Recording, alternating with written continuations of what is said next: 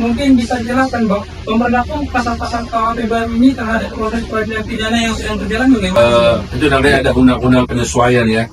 Ya, jadi makanya begitu tanggal 2 dia berlaku, tanggal 1 sudah ada undang-undang penyesuaian. Jadi sudah ada beberapa perubahan itu harus.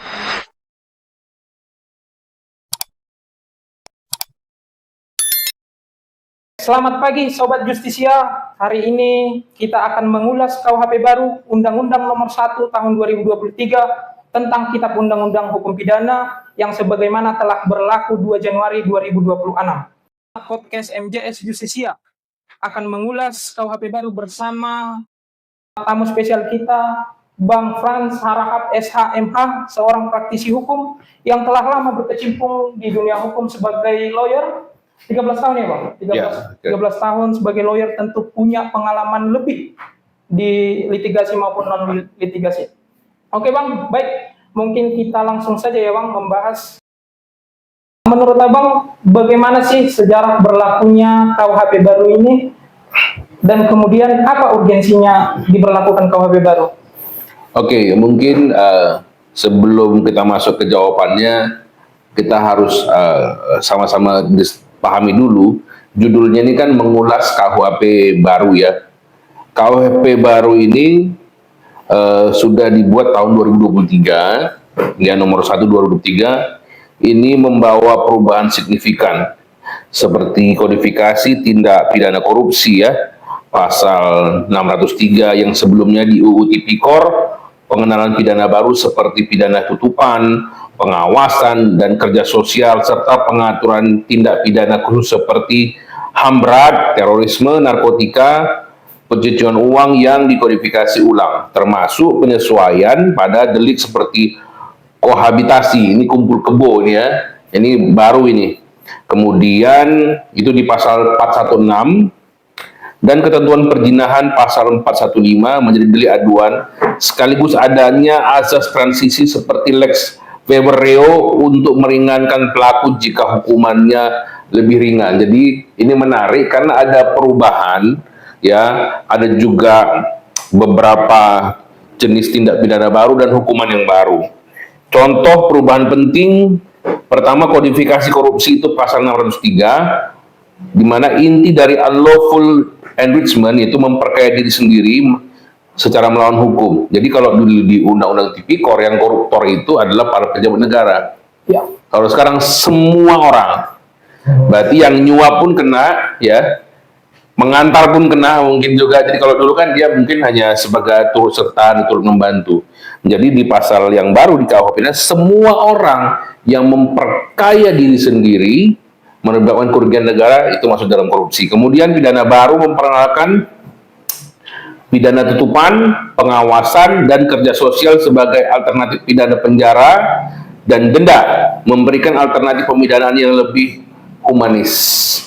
Ya, tadi perjinahan dan kohabitasi itu perbuatan jinah pasal 415 dan hidup bersama di luar perkawinan. Jadi kalau yang di lama KUHP lama, perjinahan itu salah satunya terikat dalam perkawinan, berhubungan seks dengan yang lain. Kalau sekarang sesama anak lajang berhubungan seks kena pasal perjinahan, deliknya delik aduan. Kumpul kebo kena pasalnya di KUH pidana.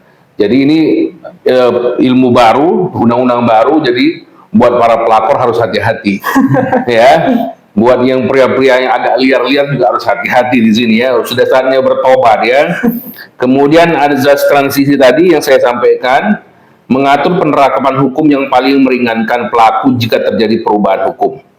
Kemudian tindak pidana khusus seperti HAM berat, terorisme, narkotika, ya itu dimasukkan dalam KUHP ini ya. Kemudian ada yang menariknya lagi, undang-undang ini berlaku 2 Januari ya? Iya, 2 Januari 2026. Sebelum dia berlaku, tanggal 1 dia sudah berubah. Jadi kita harus ada sebenarnya membahas 3 undang-undang. KUHP barunya tanggal 2 Januari. Ya. Ada undang-undang penyesuaian, ya teman-temannya, namanya Undang-Undang Nomor 1 Tahun 2026. Dan nggak lama dari itu, KUHP-nya pun baru. Kitab Undang-Undang Hukum Acara Pidana. Ya, jadi ini kita perlu sama-sama secara masyarakat umum perlu pelajari supaya kita tahu ada hal pasal yang juga yang menarik, ya, membuat keributan di malam hari juga udah ada pidananya sekarang. Pidana denda ya bang? Pidana denda, saya kurang ingat, tapi pasti itu termasuk pidana. Ya.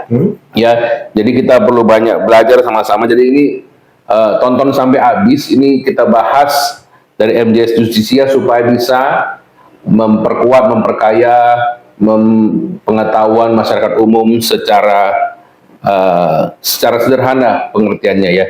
Kembali ke pertanyaannya tadi, bagaimana sejarah berlakunya dan apa urgensinya? Kalau secara umum, KUHP kita ini kan zaman Belanda. Iya betul. Kolonial Belanda berapa ratus tahun yang lalu, teman-teman ya. Jadi itu sekarang sudah tidak update lagi. Kalau ibarat zaman film-film, zamannya Pitung ya, zamannya film-film penjajahan. Urgensinya harus diubah. Dan sementara Belanda dulu pun mendapat undang-undang itu kalau nggak salah saya dari Prancis. Ya, udah Anda bisa bayangkan ratusan tahun yang lalu nggak diubah itu gawat. Iya betul. Ya, karena semua sudah berubah. Ya, zaman internet dulu ya, semua sekarang budaya juga berubah. Jadi sudah jelas, sudah sangat perlu diubah. Ya, apalagi hukum itu harus menyesuaikan dengan perkembangan zaman ya bang. Betul. Ya. Living law ya. Ya. Dengan kata lain, perubahan ini harus dilaksanakan mengingat perkembangan sosial masyarakat sudah mulai maju ke depan. Betul. Sepertinya contoh salah satu dulu kayak kalau pidana tidak pidana ringan kan sudah berubah. Dulu dari 2,5 juta sekarang berapa ya, 5 juta kalau nggak salah ya. Itu pun ada berubah sedikit pidananya. Sekarang untuk dendanya bang per kategori, ada kategori 1, kategori 2 seperti itu. Ya, jadi semua harus diubah. Jadi urgensinya memang harus diubah. Masa kolonial itu 1918. Ya, jadi memang harus diubah. Pembaruan ini dianggap mendesak karena beberapa alasan mendasar. Pertama, alasan filosofis dan politis. Jadi undang-undang yang baru ini adalah buatan Indonesia. Ya, jadi ini buatan Indonesia. Jadi bukan buatan Belanda, bukan buatan yang diturunkan dari Prancis. Kemudian modernisasi hidup.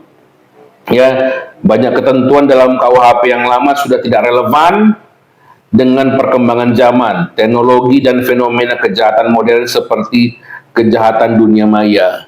Ya, dulu zaman Belanda belum ada dulu Facebook, belum ada TikTok, belum ada orang yang menghina di media sosial. Jadi harus berubah. Kemudian perlindungan hak asasi manusia (HAM). Pembaharuan bertujuan memberikan perlindungan yang lebih baik terhadap hak asasi manusia dan menyesuaikan dengan standar hukum internasional yang telah diratifikasi oleh Indonesia. Ya. Kemudian kepastian hukum dan unifikasi. Ya, KUHP baru mengintegrasikan berbagai aturan pidana yang tersebar di luar kodifikasi ke dalam satu sistem yang konsisten guna menciptakan kepastian hukum bagi seluruh warga negara. Ya, tentu saja dulu kan itu buatnya Belanda, yang buat penjajah. Gayanya betul-betul lebih gaya penjajah, lebih menekan kepada tersangka, ya, dan terdakwa. Jadi ini dibuat lebih humanis. Kemudian melalui implementasi KUHP Nasional 2026, Indonesia kini memiliki sistem hukum pidana yang mencerminkan nilai-nilai lokal seperti hukum yang hidup dalam masyarakat, ya, the living law, hukum hidup dalam masyarakat, hukum yang berlaku di masyarakat, kemudian sekaligus merespon tantangan global. Jadi itu urgensinya. Yang lama harus diperbarui supaya semuanya jadi lebih baik, gitu kira-kira. Oke bang. Abang ini tadi menjelaskan terdapat banyak ya perubahan pasal-pasal, perubahan delik-delik baru, kemudian jenis tindak pidana baru. Nah, mungkin bisa dijelaskan bang, pemberlakuan pasal-pasal KUHP baru ini terhadap proses peradilan pidana yang sedang berjalan bagaimana sih bang? Ya, kalau itu dia pemberlakuannya, itu namanya ada undang-undang penyesuaian ya. Ya, jadi makanya begitu tanggal 2 dia berlaku, tanggal 1 sudah ada undang-undang penyesuaian. Jadi sudah ada beberapa perubahan, itu harus dibaca ya. Ya, siap. Jadi digunakan itu ya. Yang pasti ada beberapa mekanisme yang harus diterapkan. Yang pertama, penerapan azas transisi. Penerapan aturan yang meringankan. Jadi dipilihlah yang meringankan tersangka dan terdakwa. Jadi itu pertama. Kemudian berlaku serentak dengan KUHP baru. Nah, ini saya sampaikan proses peradilan formal saat ini juga merujuk pada Undang-Undangan Nomor 20 Tahun 2025 tentang Kitab Undang-Undang Hukum Acara Pidana atau KUHP baru yang mulai berlaku bersamaan pada 2 Januari 2026. Peradilan kini harus menyesuaikan prosedur penanganan perkara dengan ketentuan acara yang baru. Kemudian apa? Penyesuaian melalui Undang-Undang Penyesuaian Pidana tadi saya sampaikan. Jadi sesuai dengan itu. Kemudian ruang penyelesaian alternatif dalam proses peradilan yang sedang berlangsung, aparat penegak hukum kini memiliki dasar hukum untuk mendorong mekanisme alternatif seperti mediasi atau pemaafan hakim atau judicial pardon yang diakui secara luas dalam KUHP baru. Kemudian kodifikasi tindak pidana khusus, perkara terkait tindak pidana khusus seperti korupsi, pencucian uang, dan narkotika yang sedang berjalan kini mengacu pada kodifikasi dalam bab 35 KUHP yang baru jika ketentuan di dalamnya dinilai lebih tepat atau menguntungkan bagi penegakan hukum yang adil. Jadi dia tetap nomor satu itu tadi beberapa nilai-nilainya dipilih, intinya dipilih yang meringankan tersangka dan terdakwa, begitu kira-kira Pak Ardi. Jadi itu hanya berlaku untuk tindak pidana yang dilakukan sebelum berlakunya KUHP baru gitu ya? Ya, yang bukan berlaku, yang diproses lah kira-kira. Ya kan, yang ada dilaporkan dan sudah mulai di penyelidikannya begitu di kepolisian atau kejaksaan. Oke Bang, mungkin kita lebih spesifik lagi. Yang menurut Abang, sejak berlakunya KUHP baru ini, apa sih politik pemidanaan di KUHP baru ini dibandingkan dengan KUHP lama seperti itu Bang? Oke, politik hukum ya. Yang pasti yang pertama itu dia orientasinya lebih manusiawi ya. Politik hukum saat ini tidak lagi menempatkan penjara sebagai satu-satunya tujuan ya. Jadi bukan penjara goalnya, bukan penjara tujuan akhirnya, ya, bukan lagi deterrent efek semata, melainkan sebagai upaya pemulihan keseimbangan, penyelesaian konflik, dan pembangkitan rasa penyesalan pada terpidana. Ya, kemudian adopsi alternatif pidana penjara. KUHP baru memperkenalkan jenis pidana non penjara yang lebih luas. Nah, jadi ada yang lain selain penjara. Seperti pidana pengawasan. Kalau pidana pengawasan kira-kira tahanan rumah gitu loh ya. Untuk tidak pidana tertentu ya. Dan pidana kerja sosial. Nanti hakim akan menentukan kerjanya di mana dan itu tidak dibayar gitu ya. Pidana sosial, langkah ini merupakan kebijakan strategis untuk mengatasi masalah over capacity di lembaga pemasyarakatan. Karena ini sudah menjadi masalah yang belum selesai-selesai, di mana lapas itu over kapasitas, sementara yang dilaporkan, yang diproses banyak terus, jadi yang di dalam itu sudah himpit-himpitan teman-teman ya. Jadi ini salah satu yang diperlukan. Sementara kalau di negara lain, kalau saya tidak salah, Belanda sampai mau menjual penjaranya karena semakin sedikit orang yang di penjara. Sementara di Indonesia kita over kapasitas. Apa yang terjadi? Berarti kan jelas sekali kembali urgensinya KUHP harus diubah. Kemudian apalagi tadi penerapan pemaafan hakim, judicial pardon. Salah satu terobosan yang penting adalah pemberian wewenang kepada hakim untuk tidak menjatuhkan pidana atau tindakan sama sekali jika tindak pidana tersebut dianggap ringan, mempertimbangkan keadaan pribadi pelaku, atau jika pemulihan telah terjadi per Januari 2006. Praktik ini mulai diterapkan di berbagai pengadilan negeri. Ini sekarang kan lagi heboh nih, banyak orang yang istrinya dijamret, terus dia menolong istrinya, malah dia yang diproses. Ya, tentu ini akan menjadi segala satu menjadi bisa pegangan hakim untuk alasan pemaaf. Ya, itu kan menjadi permasalahan. Ya, kita dijamret, kita dibegal, terus kita bela, kok malah kita yang kena gitu ya. Kemudian dekolonisasi dan nasionalisasi hukum. Nah, yang tadi ya, yang lama itu punya Belanda, dibawa dari Pak Prancis, sekarang punya Indonesia. Politik hukum ini berhasil memutus ketergantungan pada hukum kolonial Belanda dengan mengintegrasikan nilai-nilai Pancasila dan hukum yang hidup dalam masyarakat living law ke dalam kodifikasi nasional. Kita punya dasar segala sumber hukum, dasar segala hukum kita adalah Pancasila. Jadi semua undang-undang harus sesuai dengan Pancasila. Jadi kalau KUHP lebih ada duluan dari Pancasila kan begitu nggak sesuai Pancasila. Itu harus dihapus sebenarnya, harus diubah. Tapi kalau diubah dulu belum ada pakai undang-undang yang mana. Jadi harus dihapus ya. Semua undang-undang yang tidak sesuai Pancasila bisa dihapus. Mungkin untuk memperjelas bagi masyarakat yang mengerti, living law atau hukum yang hidup di masyarakat itu termasuk juga hukum adat kan? Hukum adat dia lain lagi. Sebenarnya living law itu yang berlaku. Berlaku di masyarakat. Contohnya dulu pernah ada keluar undang-undang lalu lintas. Sekali tilang itu 250.000 gitu loh. Itu undang-undangnya ada. Tapi kenyataannya itu tidak berjalan. Karena itu mungkin terlalu mahal ya. Ya, waktu berlaku di masyarakat itu bagaimana pemberlakuannya? Karena undang-undang itu kan dibuat secara normatif. Bagaimana pemberlakuannya? Disitulah kita perlu melihat prakteknya, apalagi kita praktisi hukum. Ya. Kemudian tadi dualisme sanksi ya, pidana dan tindakan. KUHP baru secara tegas memisahkan antara sanksi pidana bagi pelaku yang bersalah dan sanksi tindakan seperti rehabilitasi bagi pelaku yang memiliki hambatan mental atau alasan lain yang memperkuat prinsip tindak pidana tanpa kesalahan atau mens rea. Nah, salah satu dulu yang menjadi masalah adalah pemakai narkoba.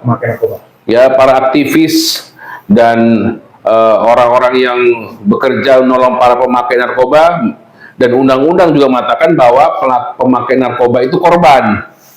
Tapi ternyata dalam juknis dan juklaknya penyidik, mereka harus bikin 2 pasal seberat-beratnya. Gitu ya. Padahal sudah dibilang kan pemakai itu korban.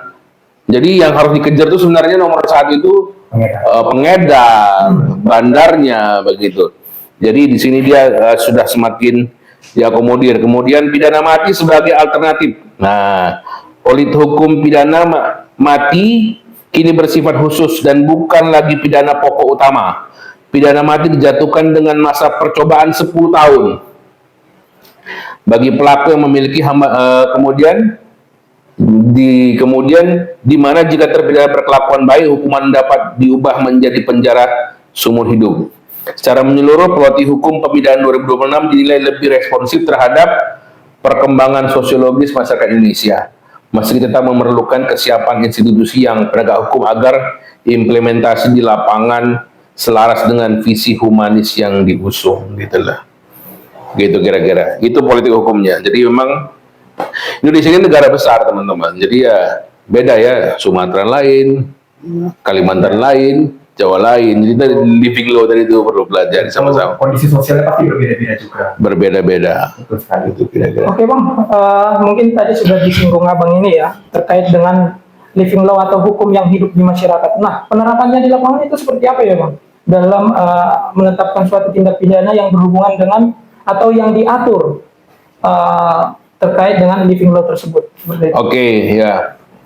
Penerapan living law itu dalam proses peradilan pidana per Januari 2026 pertama legalisasi melalui perda. Agar suatu hukum adat dapat diterapkan dalam perkara pidana, norma tersebut harus dikodifikasi ke dalam perda. Ya kan? Ya, bagaimana perdanya itu berarti nggak semua daerah dong. Iya, siap. Nggak semua daerah yang diakuin hukum adatnya wilayah hukum adat.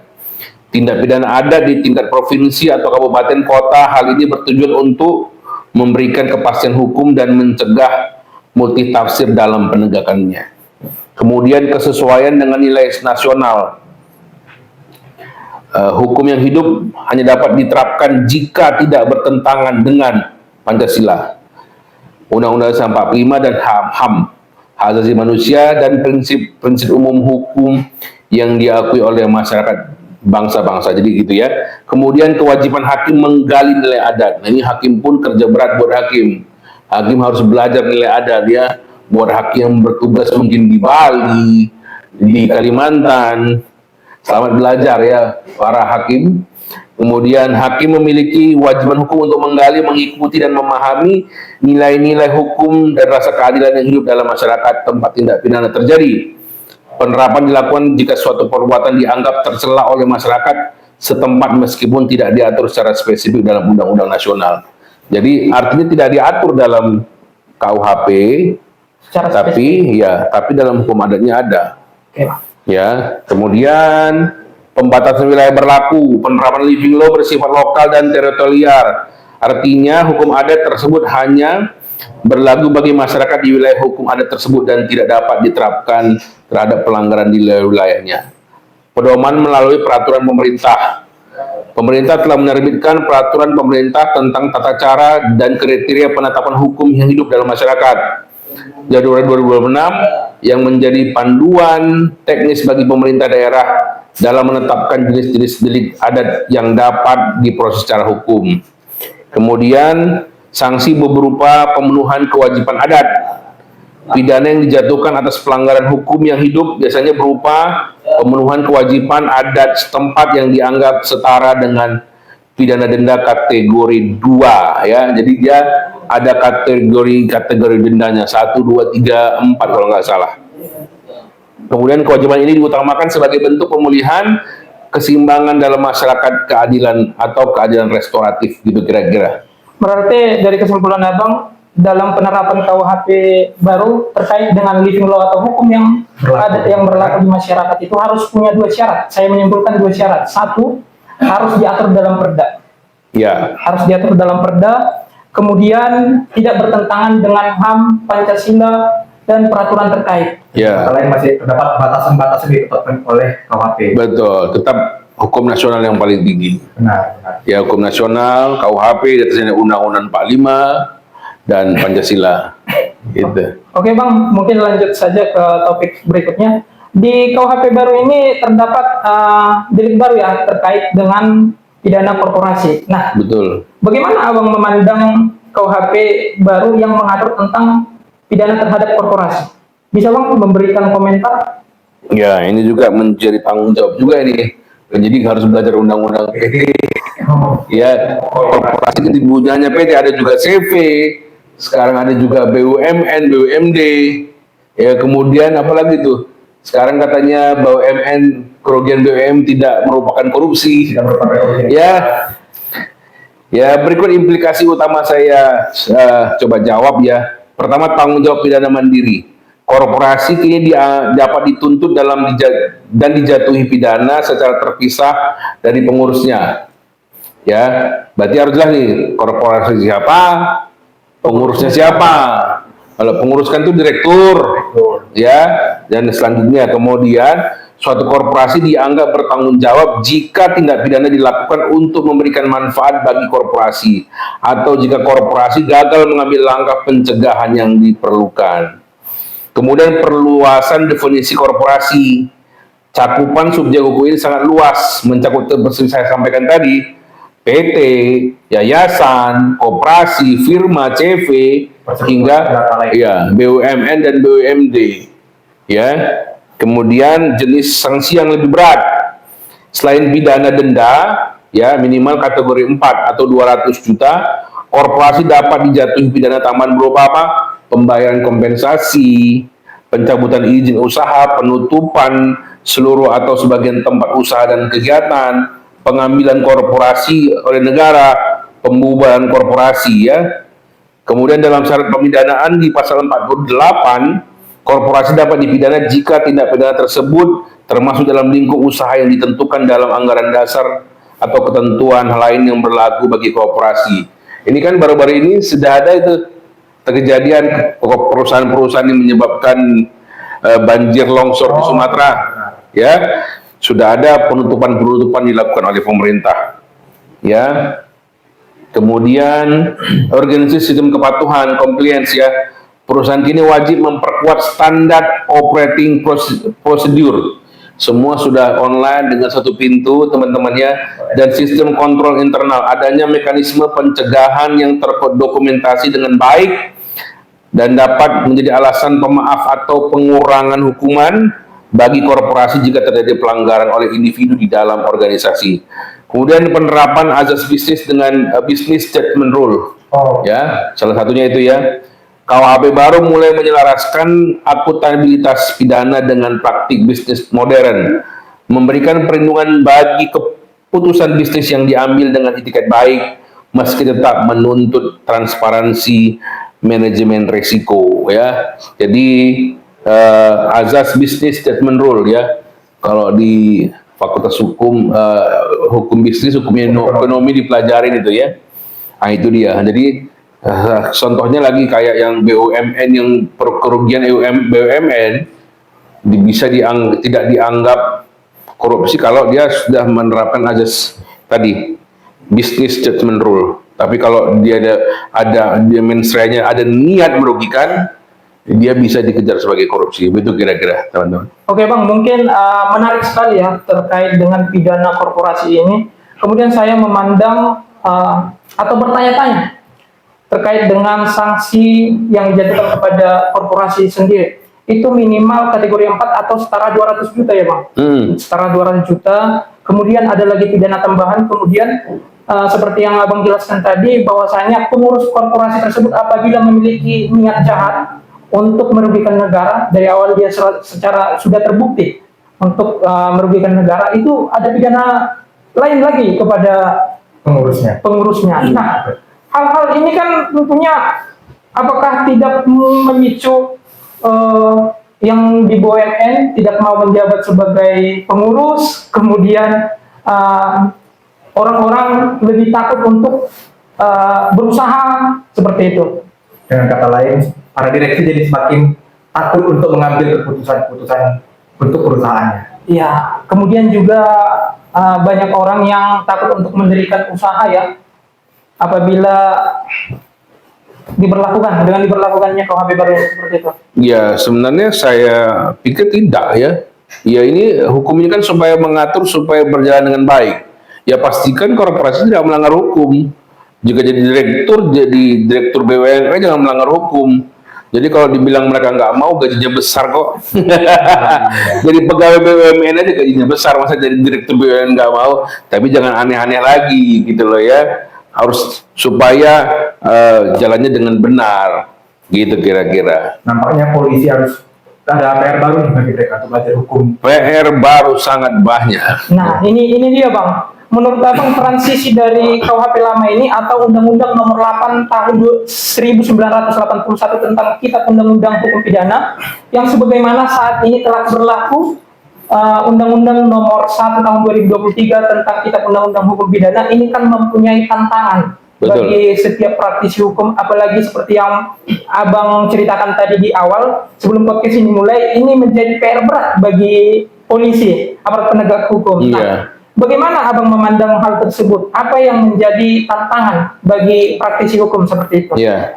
Jadi tantangan utama itu pun ya adaptasi budaya dan paradigma. Penegak hukum harus beralih dari mentalitas menghukum, ya, retributif ke paradigma pemulihan keseimbangan, keadilan restoratif dan rehabilitasi. Jadi bukan menghukum. Dulu KUHP lama dibuat oleh penjajah, menekan, ya kan? Terkesan untuk membalas dendam. Gitu. Membalas dendam. Sekarang kita restoratif, ya. Kemarin itu ada baru-baru viral ya, ada oknum Polresta Medan Baru membekap orang mobil telah dituduh mencuri, kan begitu ya. Udah heboh, sekarang udah minta maaf. Ternyata lawyer juga, ya. Ini tantangan utama. Mentalnya dari menghukum menjadi pemaaf, ya.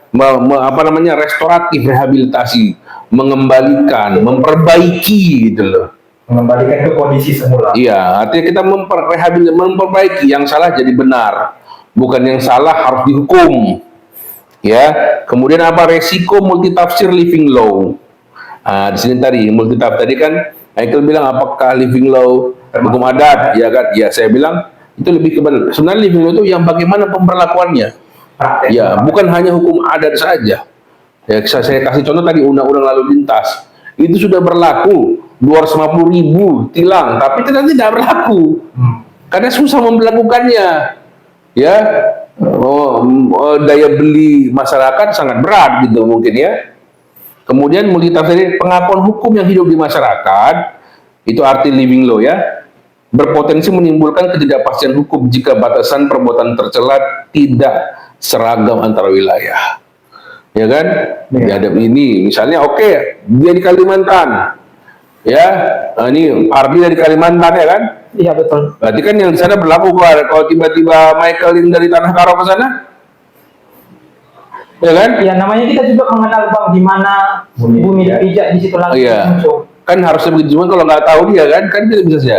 Artinya tidak seragam. Berarti itu tantangannya kan begitu. Itu lebih ke arah tantangan dalam aspek hukum. Iya, kepastian hukum kan mesti jelas ya kan. Nah, Kemudian kesiapan teknis pertanggungjawaban korporasi. Aparat perlu keahlian baru dalam membuktikan kesalahan korporasi, termasuk menentukan apakah suatu tindakan menguntungkan korporasi secara ilegal. Sorry ya, sambil minum ya, teman-teman ya. Oh silakan Bang. Penegak hukum ada berapa? pilar penegak hukum itu ada 4. 4 apa aja? Polisi, jaksa, hakim, pengacara. pengacara. Ya, itu semua kita, termasuk kayak saya sebagai lawyer juga cuma harus belajar dalam bagaimana mendampingi pelaporan, ya, atau mendampingi terlapor, ya, kita harus belajar sama-sama. Ya, jadi situ harus teknisnya. Tadi berarti juga belajar tentang korporasi, kemudian penyelarasan dengan KUHP baru. Wah, pemberlakuan serentak itu sudah terjadi ya, menurut pemahaman menuntut pemahaman mendalam atas prosedur pemeriksaan alat bukti dan hak-hak tersangka yang lebih ketat. Tapi kita nih bahasnya kan masih di KUHP saja ya. Jadi kita harus baca KUHP-nya lagi ya. Mungkin Ya. di podcast selanjutnya Bang. Mungkin di podcast selanjutnya ya. Kemudian apa? Potensi kekacauan, nah, ke dalam tanda kutip ya. Kekacauan penegakan pidana. Adanya masa peralihan dapat memicu sengketa hukum terkait pasal mana yang lebih menguntungkan terdakwa sesuai asas transisi. Ya. Ya, kemudian tantangannya, kemudian itu dia tantangannya, kemudian strategi penegak hukum untuk mengatasi tantangan. Ya, berarti untuk advokat, untuk polisi, untuk jaksa dan hakim. Penerbitan panduan masa transisi kejaksaan, ya kan itu sudah ada itu. Kejaksaan Agung dan institusi penegak hukum lainnya telah menerbitkan panduan teknis implementasi untuk menjamin keseragaman penafsiran pasal-pasal baru di lapangan. Kemarin saya lihat teman-teman kejaksaan sudah kasih, Polri sudah kasih, kemudian Mari juga sudah kasih, Mahkamah Agung ya. Kemudian peningkatan kualitas SDM melalui pelatihan intensif. Pemerintah memastikan pelatihan berkarakter dan profesionalisme bagi hakim, jaksa, dan polisi untuk memahami filosofi nasionalisme hukum dalam KUHP 2026. Pemerintah itu kan jadi satu-satunya penegak hukum yang nggak PNE, yang nggak dibayar negara cuma advokat. Jadi mereka yang wajib, karena advokat kan nggak melulu pidana. Jadi itu harus ditingkatkan SDM-nya. Jadi harus banyak berubah, harus banyak belajar. Ya, kemudian apa? Optimalisasi undang-undang penyesuaian pidana. Ya, untuk menyinkronkan perkara-perkara yang sedang berjalan dan dari rezim hukum lama ke hukum baru. Ya, ini pasti nggak mudah, tapi harus mau berubah. Ya. Ya, kemudian penguatan peran pengawasan yudisial Mahkamah Agung dan Komisi Yudisial, memperketat pengawasan terhadap penerapan living law serta melakukan tinjauan terhadap perda agar tidak bertentangan dengan HAM dan konstitusi. Penerapan keadilan restoratif secara masif, kemudian dia mendorong penyelesaian perkara di luar pengadilan untuk delik-delik tertentu guna mengurangi beban lembaga pemasyarakatan dan mewujudkan tujuan pemidanaan yang baru. Nah, kalau di sini juga tantangan juga, ini sering juga jadi teman-teman lawyer bilang kalau gini bisa laporan kita dilama-lama ini nih, kan begitu. Oh, benar. Ya, tapi kita tak berpegang saja pasalnya apa, ya kan? Ya kalau emang dia deliknya, kita pun sebagai lawyer juga harus berubah. Ya. Nggak semua harus dipermasalahkan, ya kan? Intinya kalau bisa dibayar, kalau bisa dimaafkan, kalau nggak bisa ya tidak, karena tidak semua juga bisa di restoratif kan, pembunuhan nggak bisa di restoratif. Ya. Contohnya ya. Ada kalanya Yang di atas 5 tahun itu nggak bisa di. Iya, nggak semuanya kan begitu. Jadi tetap kita kalau sebagai lawyer ya kita dampingin terus perkaranya, kita kawal terus ya. Nah, sebentar Bang. Iya. Itu yang menjadi menarik. Tadi Abang menjelaskan ada 4 pilar penegak hukum, yaitu hakim, jaksa, pengacara, maupun polisi. Nah, Abang sebagai pengacara sendiri, Apa sih tantangan abang? Tantangan abang, kemudian berapa lama sih abang memahami KUHP baru ini? Seperti itu. Iya. Tinggal kita baca. Sudah pakai bahasa Indonesia, ya kan? Tapi saran saya sebagai pengacara, sebagai lawyer, saya juga harus baca KUHP. Ya. KUHP yang baru, jangan hanya KUHP-nya saja. Betul. Gitu ya. Bagaimana karena penangkapan, bagaimana penggeledahan dan segala macamnya itu harus tantangannya seperti itu. Jadi kan sebenarnya kalau saya melihat dari sudut pandang seorang advokat, ini memperluas kewenangan advokat dalam penegakan hukum. Sudah dapat mendampingi ya bang? Iya, ya. Ini klien. Ya, kalau zaman dulu kan 24 jam. kita pasif ya kan? Iya, betul. Pasif ya kan? Aktifnya cuma di pengadilan. Iya, ya pengadilan. Sini kita mendampingi, klien berhak untuk didampingi, untuk bertemu. Dari awal. Dan pembicaranya tidak boleh didengarkan. Kecuali kasus besar ya, HAM berat, terorisme ya. Sekarang di BAP sudah bisa ya bang? Nah, itu berhak ya, kita sama-sama itu belajarlah. Artinya klien kita lebih terlindungi gitu loh ya. Dari sebenarnya ini gaya-gayanya sudah seperti gaya-gaya kalau lihat di film-film ya di luar negeri, ya gaya Amerika ya. Ya kalau kita lihat film, karena mereka itulah hukumnya harus berubah. Itu kira-kira. Oke, mungkin bisa bang dijelaskan bagaimana sih harmonisasi antara KUHP baru ini terhadap perda yang mengatur tentang pemidanaan seperti itu? Karena seperti yang kita tahu bahwa di dalam perda sendiri juga ada terdapat unsur-unsur pidana. Iya, betul. Seperti akibat umum. Nah, Ya, oke, saya coba di sini harmonisasi peraturan daerah dengan KUHP baru merupakan kewajiban bagi setiap pemerintah daerah. Nah, ini jadi kewajiban ya untuk menjaga kepastian hukum. Jadi ada langkah-langkahnya yang bisa kita lihat, teman-teman. Jadi pertama penyesuaian jenis sanksi, ya penghapusan pidana kurungan. Jadi pidana kurungan dihapuskan. Salah satu perubahan paling signifikan adalah penghapusan pidana kurungan. Pemda harus mengubah nomenklatur sanksi dalam perda. Perdanya juga harus diubah. Konversi ke pidana denda. Ketentuan pidana kurungan dalam perda lama harus dikonversi menjadi pidana denda. Kemudian kategori denda, besaran denda dalam perda wajib merujuk pada sistem kategori denda dalam buku ke-1 KUHP baru ya. Jangan berbeda, tidak boleh berbeda karena kan tetap undang-undang besarnya kan KUH pidana. Jadi perdanya harus ikut dong gitu ya. Kemudian harmonisasi melalui undang-undang penyesuaian pidana. Pemda perlu merujuk pada Undang-Undang Nomor 1 2006 tentang penyesuaian pidana yang berfungsi sebagai instrumen transisi untuk menyelaraskan seluruh ketentuan pidana di luar KUHP agar tetap sesuai dengan kerangka buku ke-1 KUHP nasional yang baru. Kemudian apa teman-teman? Proses administrasi harmonisasi. Setiap perubahan atau pembentukan perda baru yang memuat sanksi pidana harus melalui prosedur di kantor wilayah Kementerian Hukum dan HAM. Ya, jadi harus dari situ dia ya. Permohonan harmonisasi Pemda mengajukan draft revisi perda ke Kanwil Kemenkumham melalui aplikasi e-harmonisasi.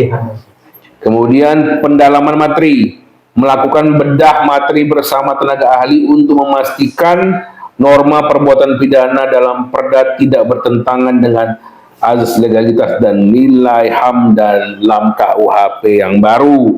Keempat, sinkronisasi dengan hukum yang hidup, living law ya. Jika perda tersebut berkaitan dengan tindak pidana adat, materi muatannya harus disusun berdasarkan hasil penelitian hukum yang hidup di masyarakat setempat, namun tetap tidak boleh bertentangan dengan Pancasila dan Undang-Undang 1945. Kemudian memasukkan ketentuan alternatif pidana.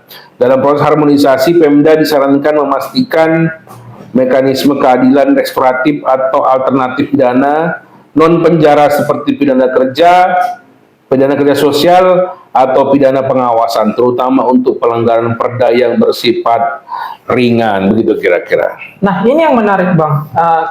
kita mengenal bahwasanya ada asas yang mengatakan undang-undang yang lebih tinggi mengesampingkan undang-undang yang di bawahnya. Seperti itu. Kemudian ada asas undang-undang yang lebih khusus mengesampingkan undang-undang yang lebih umum, lex spesialis dirujak legi generali. Iya. Nah, terkait dengan penerapan berlakuan KUHP baru, Perda mengatur tentang living law. Nah, penerapannya di lapangan seperti apa, Bang? Mungkin bisa dijelaskan. Kemudian di KUHP baru ini kan kita banyak pasal-pasal baru dan delik baru yang diatur seperti korupsi, TPPO, kemudian pencucian uang, narkotika dan lain sebagainya. Nah, bagaimana penerapan delik ini, Bang, terkait dengan asas-asas yang saya sebutkan tadi? Ya, kembali tadi kalau ke perdanya juga harus diubah. Ya. Ya, kan bilang tadi perdanya itu harus diubah dulu, disesuaikan dengan KUH pidana. Jadi karena KUHP-nya udah berubah kan, perdanya ubah juga. Berarti harmonisasinya harus Harus KUHP yang baru. yang saya jelaskan tadi, perdanya diubah dulu, pidana kurungannya diubah dulu, disesuaikan dengan KUHP baru. Begitu. Jadi dia tidak boleh bertentangan kok. Jadi dia tetap sama. Kalau enggak nanti dia ikut KUHP lama. KUHP-nya udah modern, masa perdanya masih zaman Belanda. Nah, Iya. Oke, Bang, mungkin langsung lanjut ya, Bang. Iya. Di tengah-tengah masyarakat kita menuai kontroversi terkait dengan masa percobaan hukuman mati. Nah, Iya. di KUHP baru sendiri itu kalau tidak salah di pasal 98 sampai pasal 102 ya, Bang, mengatur tentang pidana mati. Nah, yang menjadi kontroversi adalah masa percobaan 10 tahun itu terlalu ringan ya? terlalu ringan. Terlalu ringan terhadap tindak pidana berat. Nah, Oke. pandangan Abang sendiri bagaimana terkait dengan pidana mati tersebut percobaan 10 tahun? Ya kan percobaan 10 tahun artinya bukan berarti dia tidak 10 tahun di penjara. Dia dicoba dulu 10 tahun, jadi masih bisa harus mati atau seumur hidup. Iya. Ya, jadi ya kita bilang ringan kata kita. Kalau tadi orang tua kita yang kena, ringan nggak? Abang kita yang kena, adik kita yang kena, karena logikanya, filosofinya kan ada pertobatan. Nah, Indonesia ini salah satu yang hebat di Indonesia itu pertama ketuhanan yang Maha Esa. Nilai agama itu jelas. Jadi orang Indonesia harus yakin adanya Tuhan. Jadi kalau nggak yakin ada Tuhan, keluarnya dari Indonesia. Kita bertuhan, kita beragama, tentu ada pertobatan toh. Ya, betul. Jadi dan memang sih di negara-negara lain hukuman mati itu pun sudah mulai dihapuskan. Jadi percobaan 10 tahun bukan berarti dia 10 tahun tidak jadi dihukum, tapi paling kalau dia berubah, dia bisa. Walaupun kadang-kadang kembali lagi di lapangan bisa berubah-ubah. Bagaimana baik itu kan nggak tahu ya. Kadang-kadang supaya baik mungkin oknum-oknum kasih duit biar jadi baik, ya kan? Ya, tapi itu pun kalau menurut saya itu pun hukuman juga, ya kan? Tapi bukan berarti dia tidak jadi lepas, tapi menjadi hukuman seumur hidup gitu kira-kira. Tapi kita nomor satu supaya orang itu bertobat. Kalau mati kan dia nggak bisa bertobat. Mati ya mati aja. Kalau dia bertobat kan bisa berubah. bisa dikatakan kembali ke konsep yang sebelumnya, bukan lagi retributif tapi lebih ke humanis gitu ya. Iya, karena itu udah lama juga itu. Karena seumur hidup kalau dia kan misalnya saya umur 42 tahun, dihukum seumur hidup 42 tahun, umur 88 baru 84 baru keluar ya kan? Berarti dikasih kesempatan untuk bertobat ya, Bang. Iya, minimal di sana kalau misalnya Kristen bisa jadi khotbah-khotbah di pelapasnya ya kan? Bisa nyapu-nyapu gitu lah kira-kira. Memang di KUHP baru ini sendiri memang diatur juga sih, Bang, bahwasanya masa percobaan 10 tahun itu harus mendapatkan gerasi dari presiden kemudian disetujui oleh Mahkamah Agung. Nah, kalau dalam masa percobaan 10 tahun ini dia berkelakuan baik kemudian mendapatkan persetujuan gerasi, maka diubah menjadi seumur hidup dan tidak dibebaskan seperti itu. Nah, apabila dia tidak berlakuan baik dalam 10 tahun tidak mendapatkan persetujuan gerasi dari presiden dan Mahkamah Agung, maka tetap dilangsungkan hukuman mati. Betul. Karena pun sebenarnya di prakteknya pun begitu. Ini sudah terjadi dulu. Saya ingat dulu perkara hukum dukun AS dulu di Deli Serdang yang membunuh banyak orang ya. Ya itu kan nggak langsung dihukum mati. Nggak langsung mati, dia ada berapa tahun. Memang sama, malah tahu dia bertobat. Mungkin seperti itu. Tapi sekarang lebih dinormatifkan, jadi jelas dia peraturannya gitu kira-kira. Jadi sebenarnya kalau dalam prakteknya ini bukan hal baru lagi. Bukan hal baru lagi. Tetap dia dihukum mati, tapi dia tidak berubah. Dia tetap hukum mati, tapi nggak langsung dimatikan gitu loh ya. Mungkin sebagai contoh Sambo lah ya Bang. Kalau Sambo dia berubah ya. Belum 10 tahun mati Bang. Dia kan bukan hukuman mati. Oh iya, diubah ya. Ya, kalau dulu dukun AST mah hukuman mati, tapi nggak langsung mati. Ya, nggak langsung dihukum mati, dikasih dulu waktu biar dia bertobat dulu. Tapi sekarang berubah, mana tahu dia bertobat jadi seumur hidup. Ya kayak saya tadi, umur 42, umur hidup. Nanti saya keluar baru 84, udah lama juga itu. Udah mungkin HP udah nggak pakai gini-gini lagi, udah pakai tangan-tangan aja gitu ya. Karena dulu saya pernah ada orang cerita dia di penjara sangat lama. Zaman dulu HP masih yang zaman dulu tik, sekarang HP dikasih HP baru nggak ada tombol lagi, udah bingung dia. Gitu kira-kira. Oke Bang, Ya. mungkin sebagai penutup ya Bang. Kemudian tadi ada juga di dalam itu ada kritik dan tantangan seperti saya sampai tadi. Beban psikologis beberapa ahli menilai masa tunggu 10 tahun menciptakan beban psikologis atau penantian kematian yang panjang bagi terpidana. Tapi sekali lagi hukum itu kita tidak menyenangkan semua orang. Betul. Bagi psikologis menentang ya kan, bagi dari agama bagaimana? Kayak saya bilang, kalau misalnya kena itu saudara kita bagaimana? Kita pasti pengen dong berubah ya, jangan mati misalnya kan. Lagi hingga saat ini kan hukuman mati itu masih jadi perdebatan ya, antara ada yang pro ada yang kontra. Betul. Kemudian ada bilang kekhawatiran efek jerah, kelompok retensionis khawatir masa percobaan ini dapat melemahkan efek jerah bagi pelaku kejahatan luar biasa seperti narkotika dan pembunuhan. Ada saja, cuman teman-teman di dalam lapas itu percayalah nggak enak gitu ya. Percayalah nggak enak. Setahun 2 tahun saya pernah ada klien saya bilang dia dipidana 5 tahun ya kan. Saya datangin gimana? Ih, nggak terasa juga ya Pak. Udah 3,5 tahun. Iya, bagi Bapak nggak terasa, bagi saya udah lama kali katanya.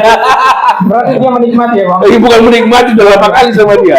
Ya. Secara psikologis menyiksa gitu. Iya. Ya pasti nggak enak lah, ya kan? Iya. Belum lagi living law yang di dalam lapas itu lain lagi ceritanya.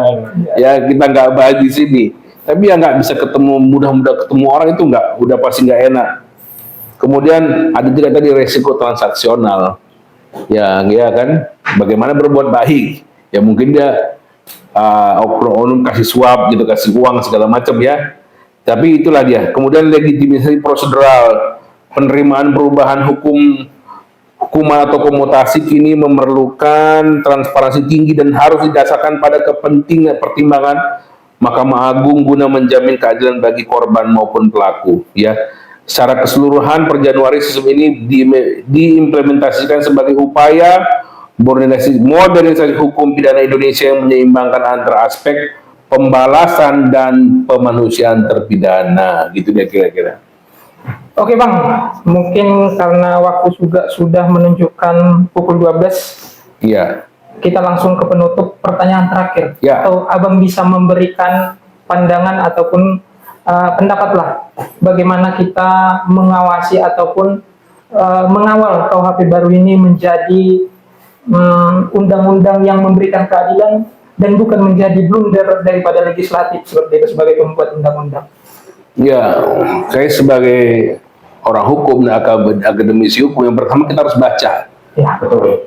Baca, pelajarin. Kalau kira-kira ada yang nggak tepat, silakan gugat. Ya kan, kita minta hapus, kita minta ubah. Ya, Indonesia juga harus berubah. Kita harus lebih banyak belajar, lebih banyak membaca. Ya, baca. Kira-kira perlu dikritisi. Ya, sebagai penutup saya ada beberapa pasal yang dalam konteks hukum besar ini ada beberapa yang saya tandain. Yang pertama itu pasal 240 dan 241 penghinaan terhadap pemerintah dan lembaga negara. Ini mesti kita pelajarin sama-sama. Nah, ya, jangan sampai ini menjadi pembungkaman. Betul. Ya. Yang mana itu kan jadi kontroversial kan. Kontroversial. Juga kita sama belajar. Penghinaan dan kritik itu beda. Betul sekali. Ya, itu kemudian pasal 188 larangan paham komunisme atau marxisme leninisme. Sebenarnya ini kan sudah ada dalam MPR kalau nggak salah, ya. ya kan pengecar, tapi ini juga harus jelas. Ya, jangan tiba-tiba sikit-sikit, oh, PKI gitu ya. Nah, sedikit Iya. lagi Bang, sedikit lagi. Ini kan sebagai delik aduan ya, Iya. delik aduan. Mungkin ini bisa memicu kriminalisasi ya bagi aktivis-aktivis ataupun rakyat yang bersuara mengkritisi pemerintah atau tidak sengaja lah membuat konten-konten, ternyata ada ajaran komunis di dalam seperti itu. Nah, menurut Abang ini perlu direvisi atau kita sebagai rakyat yang harus lebih waspada seperti itu? Ya, itu memastikan hal-hal pasal ini tidak terjadi pemungkaman. Terdapat beberapa instrumen yang harus diperkuat ya. Pertama, pedoman interpretasi resmi. Ya, pedomannya tentu dari ini Mahkamah Agung dan Jaksa Agung perlu mengeluarkan pedoman ketat bagi hakim dan jaksa agar tidak sembarangan menerima laporan terkait pasal penghinaan pemerintah. Cek dulu benar-benar, ya kan? Cek dulu betul-betul penghinaan atau kritikan. Ya. Ya, kadang kerjasama dengan ahli linguistik kali gitu. ya itu memang ya itulah. Kan kadang-kadang kita lihat nih banyakan punya penghinaan sama kritik agak beda, ya kan? Sama-sama tahulah kita ya, sering terjadi begitu ya. Kemudian ya kira-kira kalau nggak cocok silakan uji materi ke Mahkamah Konstitusi. Yang tadi silakan, nggak cocok silakan. Kemudian pengawasan publik dan pers, peran pers dan pengawas independen sangat krusial dalam mengawal setiap kasus-kasus yang menggunakan pasal-pasal ini guna mencegah penyalahgunaan kekuasaan. Kayak tadi slogannya MJ Justisia, no viral, No justice. no justice. Gimana tadi? Ya, no viral, no justice.